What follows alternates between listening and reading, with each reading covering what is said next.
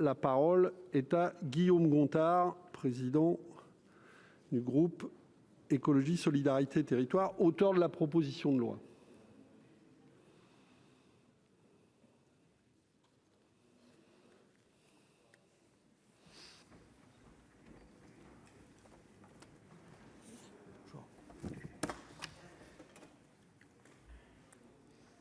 Merci, Monsieur le Président, Madame la Ministre, Monsieur le rapporteur, Madame la Présidente de la Commission.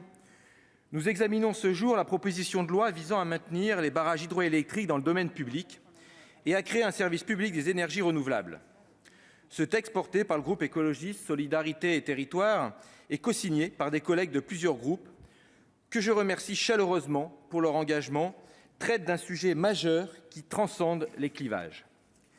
L'avenir de nos grands barrages est un enjeu crucial de souveraineté nationale, tant énergétique que dans la gestion de la ressource en eau, bien commun essentiel à la vie. Notre collègue Daniel Salmon y reviendra. Au-delà de la gestion des barrages, le pilotage du développement des énergies renouvelables dans notre pays est erratique, est à revoir de fond en comble.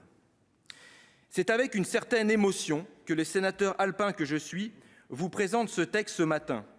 Ce sujet est au cœur de mes préoccupations et de mon engagement. Depuis le premier jour de mon mandat, débuté avec le combat, malheureusement perdu, pour préserver le savoir industriel de la fabrication de turbines à Grenoble, anciennement Nerpic, puis GE Hydro.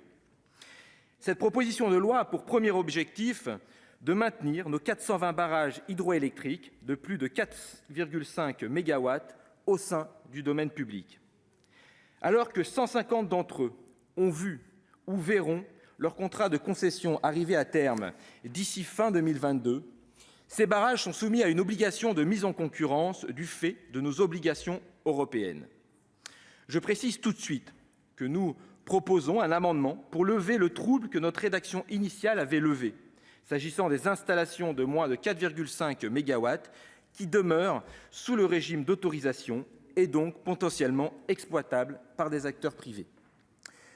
La PPL propose la mise en place d'une exploitation en quasi-régie.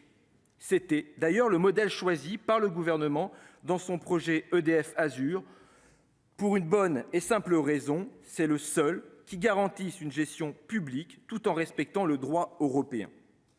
La seule solution. Cela a d'ailleurs été confirmé par la Direction générale au marché intérieur de la Commission européenne, sollicitée notamment par l'eurodéputé Yannick Jadot et le syndicat Sud Énergie, et confirmée par la DG à la concurrence, à l'eurodéputé Michel Rivasi, accompagné de l'ensemble des syndicats d'EDF. Nous nous étonnons quelque peu de ne pas tous nous retrouver sur ce dispositif, alors que nous sommes tous contre la mise en concurrence de nos barrages. Cette étape est pourtant indispensable, que l'on plaide ou non pour un service 100% public de l'énergie. D'autant que nous avons entendu les inquiétudes de la Commission et que nous spécifions par amendement que ce système de quasi-régie ne s'appliquerait, bien entendu, qu'au terme des concessions en cours. La mise en place de ce régime ne se fera donc qu'à l'issue de chaque concession et prévoira évidemment un accompagnement des salariés. Alors, chers collègues, Madame la Ministre, je vous invite à nous exposer les autres solutions que nous aurions occultées et qui justifieraient qu'on ne vote pas le présent texte. Barbara Pompili évoquait d'ailleurs, en début d'année, la nécessité d'élaborer un plan B en cas d'échec du contesté projet Hercule. Madame la Ministre, pouvez-vous nous en dire plus ? D'autant que cette proposition de loi n'est qu'une première étape pour empêcher la mise en concurrence. Elle n'a pas pour objet de lier les mains du prochain président de la République, s'agissant de la forme d'exploitation. Elle n'a pas pour objet non plus de court-circuiter les collectivités ou les organisations syndicales. Elle pose un principe clair et intangible sur lequel il me semble que nous étions à peu près toutes et tous d'accord. Les barrages doivent demeurer dans le giron public. Disons-le nettement, la période qui court depuis la première mise en demeure en 2015 et qui continue à courir avec l'abandon du projet Hercule ne peut plus durer. L'absence de visibilité pénalise tant les acteurs économiques que les salariés, les usagers, les populations en aval des barrages et la réussite de la transition énergétique. Elle se traduit par une gestion dégradée de l'ensemble des barrages, avec les risques de sûreté et des retards d'investissement que cela induit.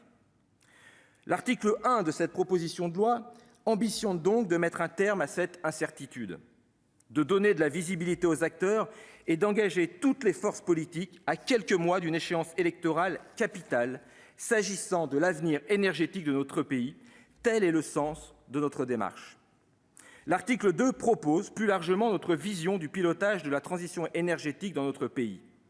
Alors que l'incertitude continue de peser sur l'avenir d'EDF, alors que la question de nos centrales nucléaires en fin de vie se pose avec toujours plus de force, la question énergétique sera au cœur du débat de l'élection présidentielle. Ce défi est immense. Se joue à la fois la lutte contre le changement climatique, notre souveraineté énergétique, notre souveraineté industrielle et l'accès à une électricité verte et abordable pour l'ensemble de nos compatriotes. Aujourd'hui, le développement des énergies renouvelables n'est pas satisfaisant. Nous sommes en dessous de la moyenne européenne en part d'énergie renouvelable dans la consommation finale. Nous sommes très loin de l'Allemagne en puissance installée. Nous n'avons pas réussi à bâtir les filières industrielles souveraines. Nous avons largement laissé au privé le soin de développer les ENR avec des fortunes diverses. Avec peu de régulation, peu de contrôle et avec une acceptation de plus en plus problématique par les populations. Je pense notamment à l'éolien ou encore à la méthanisation. À titre d'exemple, j'évoquerai la filière solaire qui me tient à cœur. Avec 11,6 TWh par an, la France ne produit que 2,2% de son électricité grâce à cette énergie solaire, loin de nos voisins européens. Pour rattraper ce retard, le gouvernement vient d'annoncer 18 milliards d'euros d'appel d'offres pour équiper le pays en panneaux solaires. C'est bien sûr une bonne chose, mais faute d'accompagner la filière industrielle française, nous allons encore essentiellement nous équiper en Chine. Nous allons acheter des panneaux bas de gamme avec un bilan carbone déplorable, fabriqués dans des conditions sociales et humaines inacceptables. Pendant ce temps, on ne trouve pas de débouchés pour les rares entreprises fabriquant intégralement des panneaux en France. Je pense par exemple à Photowatt en Isère. EDF ne souhaite pas conserver sa filiale et achète l'essentiel de ses panneaux solaires en Chine, un comble. Tout cela illustre les incohérences totales de notre politique énergétique. Tout cela témoigne de l'absence totale de stratégie industrielle du gouvernement, comme d'ailleurs de ses prédécesseurs. Cela est vrai dans tous les secteurs. Mais en matière de développement des énergies renouvelables, ce n'est plus tenable. Il nous reste à peine 10 ans pour réussir la transition énergétique.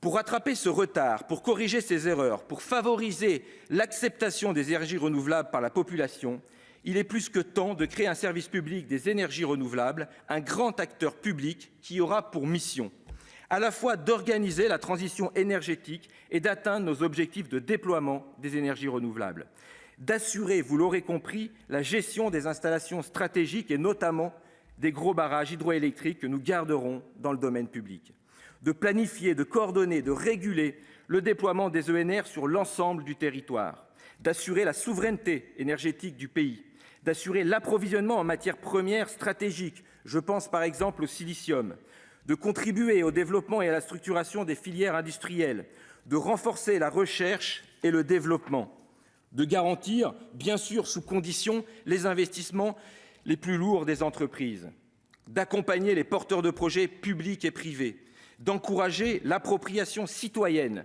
et la création de communautés énergétiques locales, d'assurer un prix égal et abordable de l'électricité à tous nos concitoyens où qu'ils habitent. Tout cela, naturellement, en respectant des objectifs d'efficacité et de sobriété énergétique, évidemment incompatibles avec une activité exclusivement privée. Seul un service public est compatible avec une nécessité politique de réduction de notre consommation électrique et énergétique. Aucune entreprise privée n'est viable avec cet objectif de sobriété. Voilà le sens de ce service public des énergies renouvelables. Il ne s'agit pas ici de se substituer totalement au privé. Il s'agit d'assurer un pilotage public, une fonction motrice, un encadrement. Nous ne réussirons jamais la transition énergétique si la puissance publique ne remplit pas son rôle fondamental de locomotive. Force est de constater que, tout à sa stratégie nucléaire et à sa logique libérale, elle ne l'assume pas aujourd'hui. Cette planification est indispensable et considérer le droit existant comme suffisant est curieux. Mes chers collègues, vous êtes les premiers à vous insurger contre le développement parfois quelque peu anarchique de l'éolien. Entendez qu'avec une coordination et une régulation publique, ce problème n'existerait pas. Enfin, si nous sommes attachés au développement local et citoyen des énergies renouvelables, nous considérons qu'il ne doit pas entamer la solidarité nationale, s'agissant tout à la fois de la contribution à l'entretien et au développement des réseaux, ainsi que de la péréquation tarifaire. Tous les territoires ne sont pas dotés des mêmes ressources énergétiques, mais il est pourtant indispensable que chaque Française et chaque Français paie son électricité au même prix partout sur le territoire national. Voilà, mes chers collègues, le sens de cette proposition de loi qui remplit des objectifs dans lesquels tout un chacun devrait se retrouver, tout en conservant assez de souplesse dans son exécution. C'est donc très naturellement que j'invite le Sénat à voter très largement ce texte. Merci. Merci, chers collègues. La parole est tout de suite